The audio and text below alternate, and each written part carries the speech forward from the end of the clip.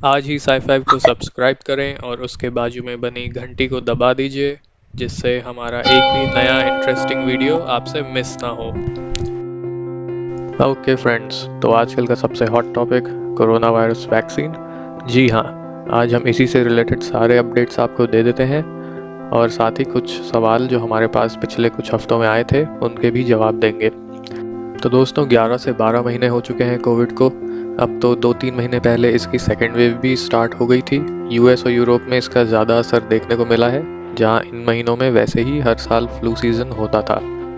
पूरी दुनिया में इसका आंकड़ा लगभग 8 करोड़ तक पहुंच चुका है। इंडिया दूसरे नंबर पर है यूएस के बाद, जहां आज के लेटेस्ट सेंसस के हिसाब से 1 करोड़ की संख्या पार हो चुकी है।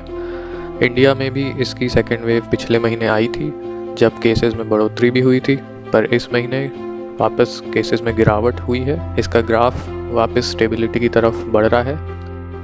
तो अब सबसे मेन सवाल, ये सब कब खत्म होगा? हमारे पास कोविड से लड़ने के लिए कुछ है भी या नहीं? जी हाँ दोस्तों, वैक्सीन्स आ चुकी हैं। जैसा कि हमने अपने पिछले वीडियो में बताया था, रशिया पहला देश था जिसने स्पुतनिक वी नामक वैक्सीन अगस्त में रिलीज की थी, जिसे रशियन स्टडीज में काफ़ी इफेक्टिव भी बताया जा रहा है। पर आज हम यूएस और इंडिया की बात करेंगे, जहां 3 मेजर वैक्सीन्स बन रही हैं। यूएस में फाइजर, बायोटेक, मॉडर्ना और एस्ट्राजेनेका कंपनीज वैक्सीन्स बना रही हैं। एफडीए ने फाइजर और मॉडर्ना को लास्ट वीक ही इमरजेंसी अप्रूवल दे दिया है।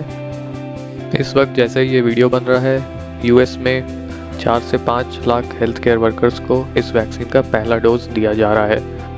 इंडिया में serum institute of India, Oxford और एस्ट्राजेनेका के साथ कोलैबोरेशन में कोविशील्ड वैक्सीन बना रही है। भारत बायोटेक की कोवैक्सीन और जायडस कैडिला भी अपनी वैक्सीन तैयार कर रही है। इनमें कोवैक्सीन और कोविशील्ड अपने एक्सेलरेटेड फाइनल फेज में है और पिछले हफ्ते ही इन्होंने गवर्नमेंट को इमरजेंसी अप्रूवल के लिए अप्लाई किया है।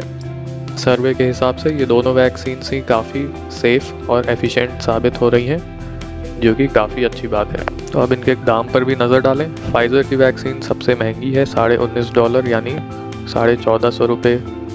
साथ ही इसकी कोल्ड चेन मेंटेन रखने के लिए -70 डिग्री सेल्सियस पर रखना पड़ता है, जिसके कारण इसका मेंटेनेंस कॉस्ट भी काफ़ी बढ़ जाता है। इस वजह से भारत में इसे अप्रूवल नहीं मिला है, पर फाइजर इंडियन गवर्नमेंट के साथ नेगोशिएशन भी कर रहा है इसे कॉस्ट इफेक्टिव बनाने के लिए। नेक्स्ट है कोविशील्ड, जो कि $3 पर डोज यानी ₹220। स्पुतनिक वी भी $10 पर डोज है और कोवैक्सीन $3 से $6 पर डोज में मिलेगी। नेक्स्ट इसके डोजेज देख लेते हैं। दोस्तों, मेजॉरिटी वैक्सीन्स वायरस के प्रोटीन बनाने वाले जेनेटिक मटेरियल यानी mRNA के खिलाफ काम करते हैं। फाइजर की वैक्सीन की बात कर लेते हैं। इसे 2 डोज में दिया जाएगा।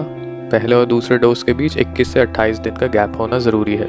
ये वैक्सीन सभी 16 साल के ऊपर के लोगों के लिए ही बनाई गई हैं। क्योंकि ये लाइव वायरस वैक्सीन नहीं है, इसलिए इसे प्रेग्नेंट वुमेन में भी दिया जा सकता है, पर इसे सपोर्ट करने के लिए ज़्यादा स्टडीज़ हुई नहीं है। इसके सेकेंड डोज के 1 से 2 हफ्ते के बाद बॉडी में एंटीबॉडीज़ बनना चालू हो जाती हैं। अब दूसरा सबसे ज़रूरी सवाल कि हम कोविड से इन्फेक्टेड हो चुके हैं, उसके बाद भी हमें वैक्सीन की ज़रूरत है कि नहीं? तो जी हाँ, आपको वैक्सीन की ज़रूरत फिर भी पड़ेगी और इसको इन्फेक्शन से रिकवर होने के 2 से 3 महीने के बाद आप लगवा सकते हैं। अगला सवाल है कि अगर हमें इंटरनेशनल ट्रैवल करना हो और हम वैक्सीन लगवा के एयरपोर्ट में RT-PCR टेस्ट करवाएं, तब क्या हम पॉजिटिव पाए जाएंगे और हमारी फ़्लाइट कैंसिल हो जाएगी? तो दोस्तों, ऐसा नहीं है। वायरस के 2 प्रोटीन पार्ट होते हैं, जिन्हें कहा जाता है न्यूक्लियोकैप्सिड, जो कि उसकी कवरिंग होती है, और स्पाइक प्रोटीन्स, जो उसके अंदर मिलता है।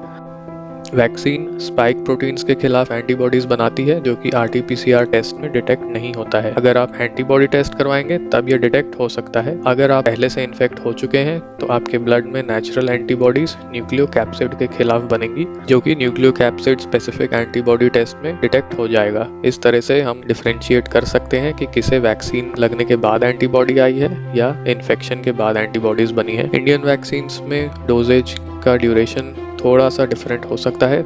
इसके साइड इफ़ेक्ट्स देख लेते हैं। दोस्तों, सबसे कॉमन साइड इफ़ेक्ट है जहां इंजेक्शन लगा है उस जगह पर दर्द होना, एलर्जी हो जाना, थोड़ा हेडेक होना और बुखार या कपकपी लगना, जो कि 2 से 3 दिन में सबसाइड हो भी जाता है। किसी भी वैक्सीन के ये नॉर्मल साइड इफ़ेक्ट्स होते हैं। सीवियर साइड इफ़ेक्ट सिर्फ 5 से 7 देखे गए हैं कई लाख डोज मिलने के बाद, जो कि एक नॉर्मल रेशो है।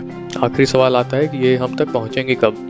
तो दोस्तों, गवर्नमेंट के प्रोटोकॉल के हिसाब से सबसे पहले हेल्थ वर्कर्स और डिफेंस वर्कर्स को दी जाएगी। उसके बाद सीनियर सिटीजन्स जो पहले से ही अलग अलग रोगों से ग्रसित हैं, जैसे डायबिटीज, हाइपरटेंशन, लिवर या किडनी प्रॉब्लम्स, और इसके बाद नॉर्मल पॉपुलेशन तक ये पहुंचेगी। ज़्यादा जनसंख्या होने के कारण इतने डोज बनने में समय लगता है, इसलिए ये अगले साल जून जुलाई तक ही पब्लिकली अवेलेबल होगी। और हाँ, लास्ट वीक ही यूके में निकले एक कोविड के नए वेरिएंट से निपटने के लिए भी फाइजर की वैक्सीन असरदार होगी, ऐसा बायोटेक का कहना है। पर इसके लिए और स्टडीज़ की ज़रूरत पड़ेगी। पर क्या हर एक को ये लगाना ज़रूरी है? जी नहीं। अगर आपको एक्सपोजर का खतरा है अपनी जॉब से या डेली एक्टिविटी से, तो आप इसे लगवाइए। घर में रहने वाले लोगों के लिए ये इतना ज़रूरी नहीं है। कोई भी वैक्सीन 100% इफेक्टिव नहीं होती है, पर इस वक्त यही हमारा सबसे बेस्ट डिफेंस है इस वायरस के खिलाफ, जब तक पूरी पॉपुलेशन में हर्ड इम्यूनिटी डेवलप ना हो जाए। तो दोस्तों, होपफुली ये सारी जानकारी आपके काफ़ी काम आई होगी।